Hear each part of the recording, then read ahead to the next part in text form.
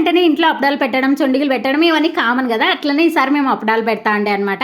First అయితే బియ్యము తర్వాత పెసులు యాడ్ చేసుకొని మంచిగా వాష్ చేసుకొని ఎండుకు పెట్టేసి పిండి ఆడించుకొని వచ్చేసినాం. నెక్స్ట్ అయితే ఇక్కడ అల్లం తీసుకున్నాం, అటుకులు, అంటు సబ్బియం తీసుకున్నాం, వాము, జీలకర్ర కూడా తీసుకున్నాం. అట్లనే కొత్తిమీర, పచ్చిమిర్చి కూడా తీసుకున్నాం. పచ్చిమిర్చి అయితే మీ కారానికి తగ్గట్టు. అండ్ ఇక్కడైతే మిక్సీకి ఏమేస్తున్నామంటే వాము, తర్వాత జీలకర్ర, తర్వాత పచ్చిమిర్చి, తర్వాత కొత్తిమీర అయితే యాడ్ చేసేసుకొని అట్లనే అల్లం కూడా మర్చిపోకుండా అయితే మిక్సీ పెట్టేసుకున్నా. బియ్యం కూడా మంచిగా మిక్సీ పెట్టుకోవాలా. కచ్చా పచ్చాగా మిక్సీ పెట్టుకుంటే సరిపోతుంది, ఉడికిపోతాయి కదా.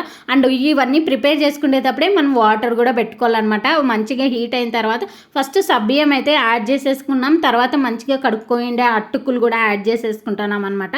అండ్ నెక్స్ట్ మనం కారం రెడీ చేసినాం కదా, అది యాడ్ చేసేసిన తర్వాత ఉప్పు ఇవన్నీ యాడ్ చేసి ఒక 15 minutes ఆగిన తర్వాత మంచి ఉడికిన తర్వాత బియ్యము పెసులు పిండి ఉంటుంది కదా, అది ఆడించుకొని వచ్చిండేది అది కూడా యాడ్ చేసేసుకున్నాం. అండ్ ఇక్కడ కొంచెం వాటర్ ఏమైనా ఎక్కువ అవుతుంది అనిపిస్తే మీ ఇంట్లో బియ్య పిండి ఉంటే అది కూడా యాడ్ చేసేసుకోవచ్చు, సరిపోతుంది. ఎందుకంటే మసాలా అవన్నీ ఉంటాయి కదా. అట్లనే ఇది మంచిగా నాదుకోవాలన్నమాట. నాదుకొని పెద్ద పెద్ద ముద్దల మాదిరిగా చేసుకొని ఓ బాస్లో పెట్టుకుంటే క్లోజ్ చేసుకోవాలా. వేడిగా మన అప్పడాలు అయితే ఒత్తేసుకోవచ్చు. చిన్న చిన్న ముద్దలు చేసి మంచిగా ఇట్లా ప్రెషర్ ఉంటుంది కదా, దాంతో అయితే మాకు ఇంట్లో ఉంది కాబట్టి మేము దీంతో అయితే చేసేసుకుంటున్నాము ఇట్లా అయితే.